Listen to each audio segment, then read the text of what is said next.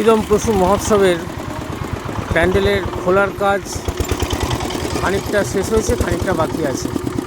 তো যেহেতু সরস্বতী মণ্ডপটা এখানে পড়েছে, আমরা আশা করছি বিসর্জনের পর বাকি অংশটাও খুলে নেবে। তো আমি যে জন্য আজকে ভিডিও করতে এলাম, আমরা মাঠ পুরো পরিষ্কার করে দিয়েছিলাম। আবার গতকাল পুজোতে এই আইসক্রিমের প্যাকেট এটা সেটা করে গোটা মাঠ একদম উল্টোপাল্টা করে দিয়েছে।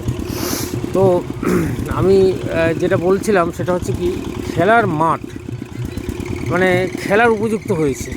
যে কথা আমি বারবার ধরে বলছিলাম যে প্রতি 2 ইঞ্চি ছাড়া 4 ইঞ্চি করে গর্ত, মানে গরুর পাঁজালির যে গর্ত, সেই গর্তগুলি ছিল। তো সেইগুলোকে আমরা রোলার দিয়ে 3 দিন ধরে সমান করার লেভেল করার চেষ্টা করেছি। তো তার রেজাল্ট হচ্ছে এটা। তারপরে এত বড় একটা উৎসব হয়ে গেল। মিনি হুগলি জেলা আমি বলে দিয়েছিলাম, বা আরও অনেকে বলেছিলেন। তো আজকে দেখুন বিভিন্ন জায়গায় খেলা, দুটো মাঠ পাশাপাশি, সব ছেলেরা খেলাধুলা করছে। হ্যাঁ, তো